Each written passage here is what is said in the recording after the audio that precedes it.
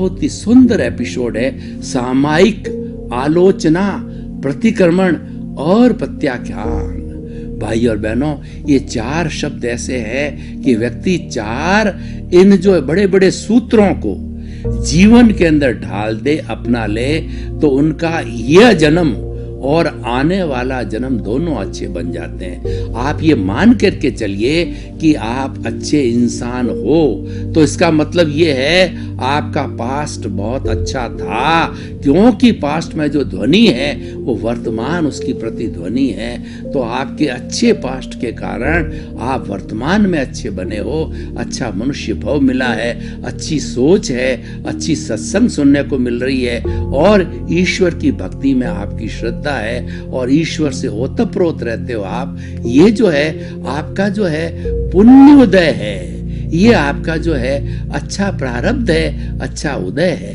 अब आप देखिए, यह तो निरंतर चलने वाली अवस्था है। जब तक आप मुक्ति को नहीं जाते हो, तब आप जन्म जन्मांतर के अंदर भटकते रहते हो।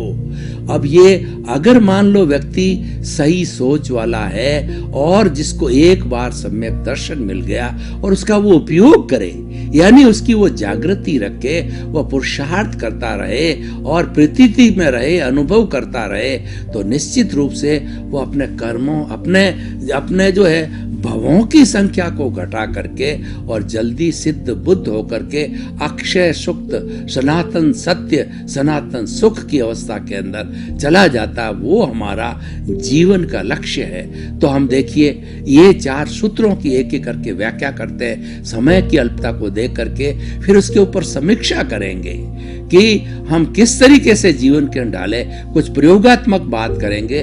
तो पहले सामायिक अर्थ होता है समता की साधना, और समता वास्तव में एक बहुत बड़ा गुण है।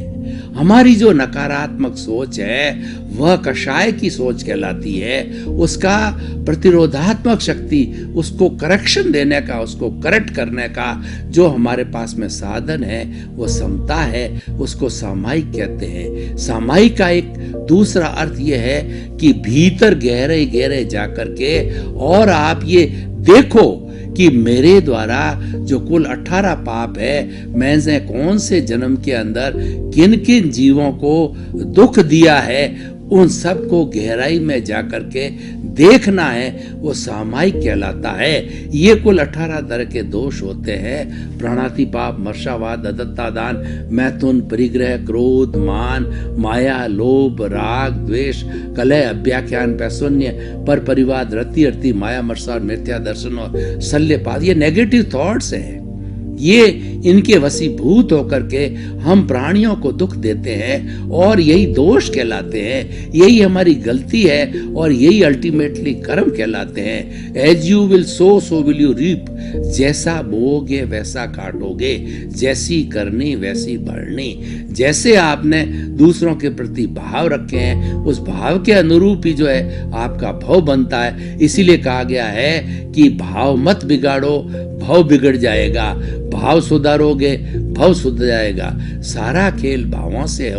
और ये आज के एक भाव को हम कॉज कहते हैं। हमने जैसे कि मान लो सेविंग बॉक्स के अंदर आज 1 रुपया डाला, कल फिर दूसरा रुपया डाला, तीसरा रुपया डाला, तो वो सेविंग बॉक्स भरता रहता है। उसी तरीके से हमने कॉजेज डालते रहे, प्रतिदिन कॉजेज डालते रहे, और हम जितना लंबे समय तक जीते हैं, 70-80 वर्ष और जन्म जन्मांतर तक जीते आए हुए हैं, वो सारे कॉजेज इकट्ठे होकर के कॉजल बॉडी कहलाती है। वेयर हाउस है कर्मों का, जिसको अचेतन मन भी कहा जाता है, जिसको कार्मण शरीर कहते हैं, जिसको लिंग शरीर कहते हैं, जिसको अति सूक्ष्म शरीर कर्म शरीर भी कहा जाता है। सबका भाव एक ही है कि वो कर्मों का पुलिंदा है, वह राग द्वेष है, वो कषाय है, वह क्रोध है, मान है, माया है, लोभ है, और वह जो है 8 कर्मों की 148 प्रकृतियों का समूह है। तो भाइयों और बहनों, उस समूह को समझना बहुत जरूरी है। और ये हम भीतर जाके गहराई में देखें कि किस किस भाव में किस किस लोगों को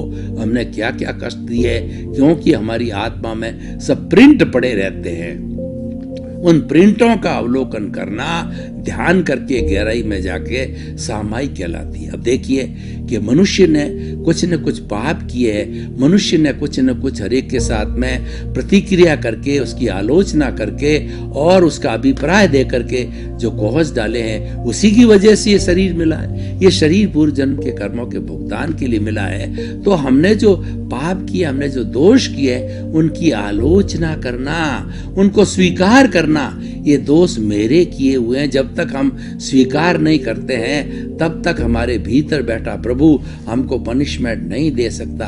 तो आलोचना की जाती कि अरे मैंने पूर्व जन्म के अंदर प्राणियों को कितना कितना कष्ट दिया है, उन सब की मैं घृणा करता हूँ, उन सब की जो है मैं आलोचना करता हूँ, उन सब जो है पापों को स्वीकार करता हूँ। देखिए, हम इस जगत की बात करें तो जो हमारे जितने भी कोर्ट्स है, उन कोर्ट्स के अंदर दोनों जो अगर पार्टियां जो लड़ने के लिए कोर्ट चली जाती है, दोनों के अपने अपने वकील होते हैं। वकील एविडेंसेस तैयार करते हैं, वकील डॉक्यूमेंट्स तैयार करते हैं, बहस चलती है और उन सब के आधार पर जो है जज जो है वह पनिशमेंट देता है, उसके बिना नहीं देता है। और जो प्रोसिक्यूटर है, जो दोष करने वाला व्यक्ति है, अगर वो कन्फेस कर लेता कि गलती मेरे से हो गई है, तो उसके आधार पर उसको दंड मिलता है।